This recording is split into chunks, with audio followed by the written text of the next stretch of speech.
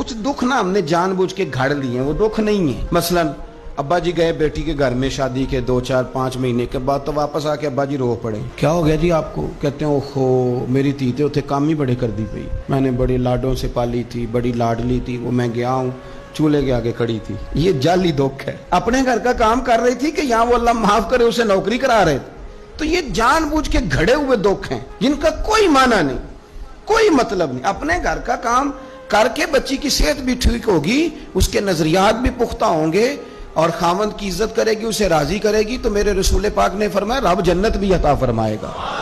लेकिन ये दुख है जनाब, वो हो मैं गया गर्मी बड़ी सख्त थी, ये दुख है कोई कि मेरी बेटी रोटियां पकाती है जी, शुक्र कर पकाती है, अल्लाह का एहसान समझ। ये तो दौर है वसवसों का। मैं तो कहता हूँ इसमें जो बंदा ज्यादा मसरूफ है ना, इसको रोटी खाने का टाइम भी मुश्किल से मिलता है, वो भला आदमी है। थक के सोए, ये टेंशनों में ना पड़े, चुगलियों में ना पड़े, गीबत में ना पड़े, गिले ना करे, बुरी सोच ना इसे आए, अल्लाह का शुक्र अदा कर। आजकल तो मैं देखता हूँ सारे बेचारे नौजवान लड़के, उन्होंने जुमे वाले दिन हैंगर लटकाए होते हैं, पीछे सारे कपड़े धोबी से इस्त्री करा के ला रहे हो, पता नहीं कहाँ काम काज होते हैं, हमें नहीं समझ आती। सब ने साइकिल पे रोटियां लटकाई होती हैं, खाना पक गया रोटियां ले आओ, कौन से काम की बात। फिर भी अब्बा जी रो रहे हैं आके। और ये बच्चियों की ट्रेनिंग करें, आप यकीन करें ये मुफ्त के रट्टे हैं, झगड़े हैं।